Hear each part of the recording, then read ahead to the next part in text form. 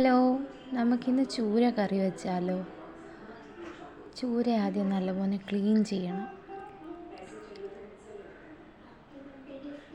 അതിൻ്റെ വാലും വേസ്റ്റും തൊലിയൊക്കെ നമുക്ക് എടുത്ത് കളയാം. ഇളക്കാൻ ഇച്ചിരി പാടാം. ഉപ്പിട്ടിട്ട് എടുത്ത് കളയാം.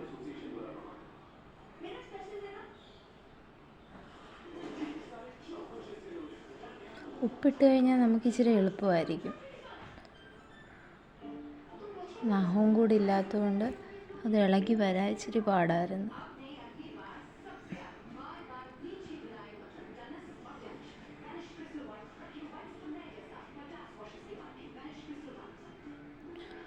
ഇളക്കി കളഞ്ഞിട്ട് വാലും തലയുടെ അവിടെയുള്ള വേസ്റ്റും ചെകിളയൊക്കെ നമുക്ക് ക്ലീൻ ചെയ്തെടുക്കാം.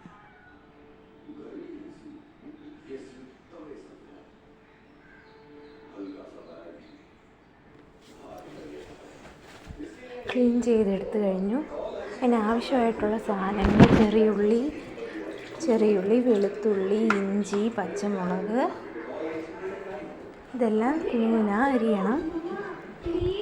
കുനുകുനാ അരിഞ്ഞു കഴിഞ്ഞ് ശകലം വെളിച്ചെണ്ണ ഒഴിച്ച് ഈ അരിഞ്ഞതെല്ലാം നമുക്ക് ഇതിനകത്തിട്ട് കൊടുത്ത് ഇച്ചിരി ഒന്ന് മൂക്കണം. അത്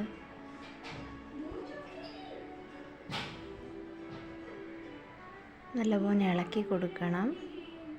പൊടികൾ: മുളക് പൊടി ഒരു 4 ടേബിൾ സ്പൂണ്, മല്ലിപ്പൊടി 2.5, പിന്നെ ഉലുവാപ്പൊടി 1 നുള്ള്, മഞ്ഞൾപ്പൊടി 1 നുള്ള്. നല്ല നമ്മൾ എണ്ണയിൽ നല്ലപോലെ അത് വരണ്ട് കഴിഞ്ഞ് വേണം പൊടികളെല്ലാം ഇടാൻ.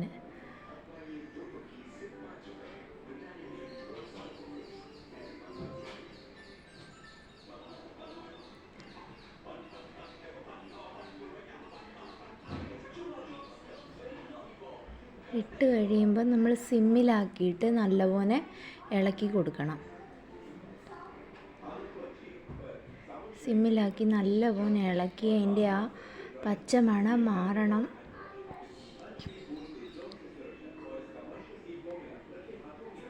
നല്ല ഓക്കെ ആയിട്ട് വരും.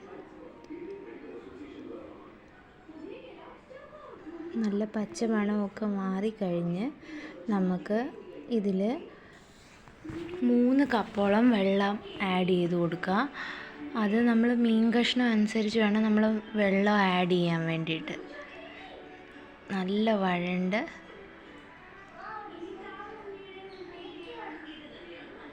3 കപ്പോളം വെള്ളം.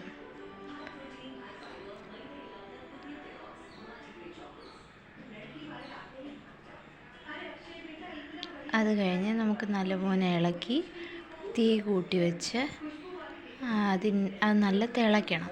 ഇപ്പം നമുക്ക് ഉപ്പിട്ട് കൊടുക്കാം, കരിയാപ്പില ഇട്ട് കൊടുക്കാം. ഈ സമയത്ത് ചെറിയ തിള വന്നു. പിന്നെ പുളി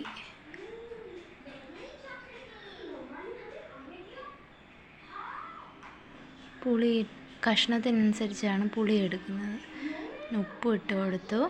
നല്ലപോലെ തിള വരുമ്പം കഷ്ണങ്ങൾ ഓരോന്നോരോന്നായിട്ട് ഇട്ട് കൊടുക്കണം.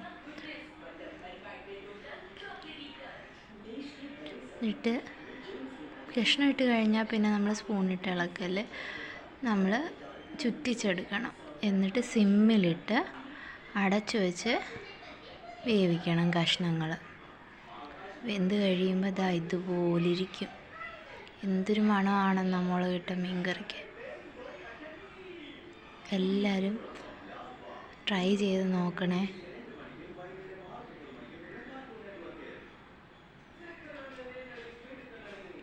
അങ്ങനെ ചൂരക്കറി തയ്യാർ.